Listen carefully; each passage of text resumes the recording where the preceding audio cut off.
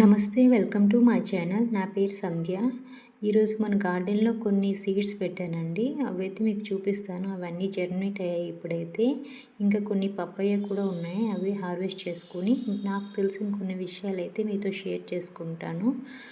ఈ మొక్కల్ని పెంచడం ఒక హాబీగా కాకుండా మన మానసిక శారీరక ఆరోగ్యం కోసం ఒక మార్గంగా ఎంచుకుంటే చాలా బాగుంటుందండి. ఎందుకంటే మొక్కలు పెంచడం వల్ల మన చుట్టూ వాతావరణం అనేది అందంగా ప్రశాంతంగా ఉంటుంది. దాని ద్వారా మన మానసిక ఒత్తిడిని చాలా బాగా తగ్గుతుందండి.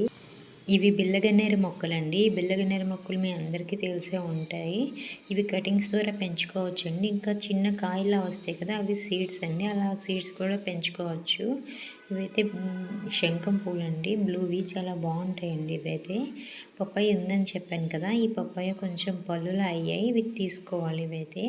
ఇవి మా బాబుకి చాలా ఇష్టం అండి. ఈ మొక్కలు పెంచడం వల్ల మనలో ఆక్సిజన్ లెవెల్స్ అనేవి బాగా పెరుగుతాయండి. ఎందుకంటే మొత్తం గ్రీన్గా ఉండడం వల్ల వాతావరణంలో మొత్తం ఆక్సిజన్ లెవెల్స్ అనేవి బాగుండడం వల్ల మన ఆరోగ్యం కూడా చాలా బాగుంటుంది. ఇక్కడ ఎల్లో రోజ్ కూడా ఉన్నాయి. ఎక్కువ మొగ్గలు కూడా వస్తున్నాయండి. ఇవైతే నందివర్ధన్ ఫ్లవర్స్ అండి. చాలా బాగుంటాయి ఈ ఫ్లవర్స్ అయితే. నాకు చాలా ఎక్కువ ఇష్టం ఈ ఫ్లవర్స్.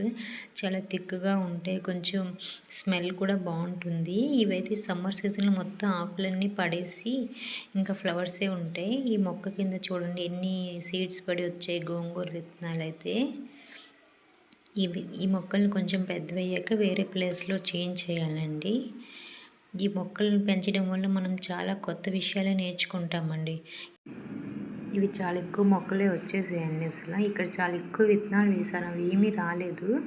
ఇవి బెండకాయలు ఒక 3 మొక్కలు ఉన్నాయి అక్కడ. ఇవైతే సరసావులండి. మొత్తం చాలా ఎక్కువ మొక్కలు వచ్చాయండి. నాకు తెలియలేదు, దగ్గర వేసాను. పెద్దయ్యాక చూడాలి ఎలా వస్తాయి అనేది. దీని ఫ్లవరింగ్ అయితే బాగుంటుందండి, చాలా నాకు అందంగా ఉంటాయి అనిపిస్తుంది. ఈ ఫ్లవర్స్ చూడండి, చాలా ఎక్కువ మొగ్గలు వచ్చి ఎంత అందంగా ఉంటాయంటే నాకు వన్ ఆఫ్ ద ఫేవరెట్ ఈ ఫ్లవర్. ఇంతకుముందు మన వీడియోస్లో చూసే ఉంటారు ఈ ఫ్లవర్స్ అయితే. ఇప్పుడు సీజన్ కాదు అయినా కూడా 1-2 వస్తూ ఉంటాయి. ఇక్కడ కాకరపాదలు పెట్టానండి, అవన్నీ జర్మినేట్ అయ్యాయి బాగా. కొంచెం ఇవి అల్లుకోవడానికి ఏదైనా పెద్దది ఏదైనా పెట్టాలండి. ఇది చిక్కుడు పాదు, ఆనపపాదు కూడా పెట్టాను కానీ రాలేదండి. అన్నీ కాకరపాదులే వచ్చినట్టుగా ఉన్నాయి. చూడాలి ఎలా ఉంటాయో.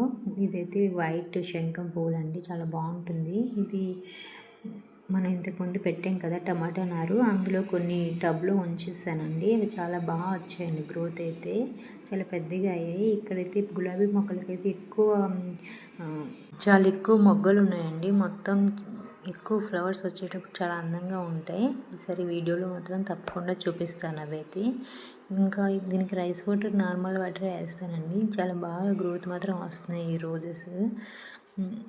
చూడండి, ఈ మొక్కల్లోకి వచ్చేటప్పుడు ఇంకా వేరే ధ్యాసే ఉండదండి. ఈ మొక్కలకి ఏం వాటర్ వేయాలి, ఆకు ఎండిపోయింది, ఫ్లవర్ వచ్చింది, ఇంకా ఇలా పుదీనా బాగుంది, అలానే అయిపోతుంది టైం మొత్తం.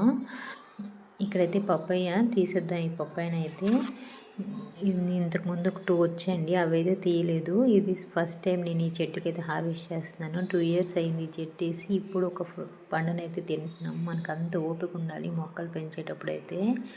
Thank you for watching.